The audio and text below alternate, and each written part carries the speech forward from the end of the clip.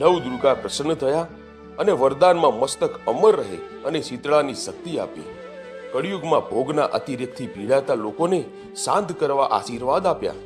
મહાભારતનું યુદ્ધ શરૂ થયું તે અગાઉ સેવાભાવી બર્બરીકે જે સૈન્ય હારતું હશે તેની પક્ષમાં રહેવાનો સેવાભાવી નિર્ણય કર્યો.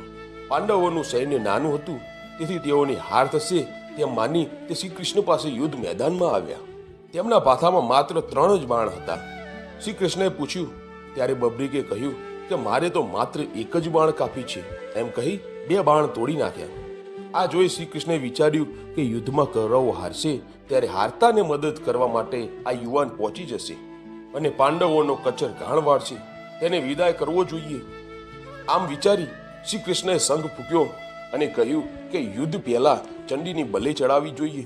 કૃષ્ણએ કહ્યું કે બલિ એવા વ્યક્તિની ચડાવવી કે જે અતુલિત બલવાન હોય.